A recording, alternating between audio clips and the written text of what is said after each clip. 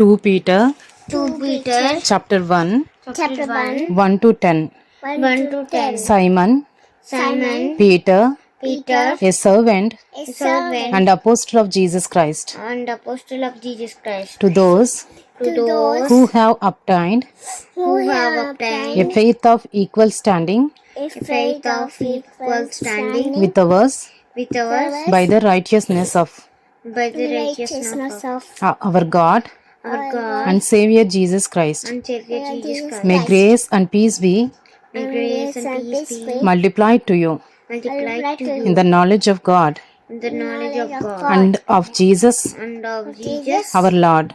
our Lord. His divine power has His divine power has granted to us granted to us all things all things that pertain to life that pertain to life and godliness and godliness through the knowledge of Him through the knowledge of Him who called us to who called us to His own glory His own glory and excellence, and excellence, by which by which He has granted to us He has granted to us His precious His precious and very great promises, very great promises, so that through that through them through them you may become partakers of you may become partakers of the divine nature, the divine nature, having escaped having escaped from the corruption from the corruption that is in the world that is in the world because of sinful desire.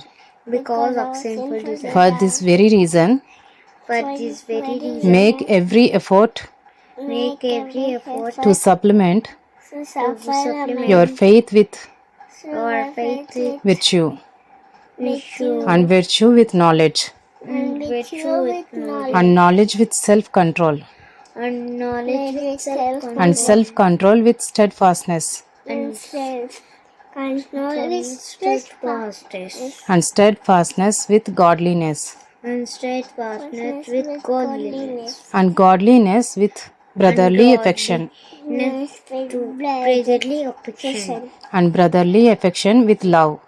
and brotherly affection with love. For if these qualities For if these qualities are yours are yours and are increasing, and are increasing, they keep you they keep you from being infective or or unfruitful in the knowledge unfruitful in the knowledge of our Lord Jesus Christ. of our Lord Jesus Christ. For whoever lacks For whoever lacks these qualities these qualities is so is so nearsighted nearsighted that he is blind, that he is blind, having forgotten having forgotten that he was cleansed that he was clean from his former sins. from his former sins. Therefore, brothers, Brothers, be all the more be all more diligent diligent to make your calling to make your calling and election and election sure. sure. For if you practice For if you practice these qualities, these qualities, you will never fall. you will never fall.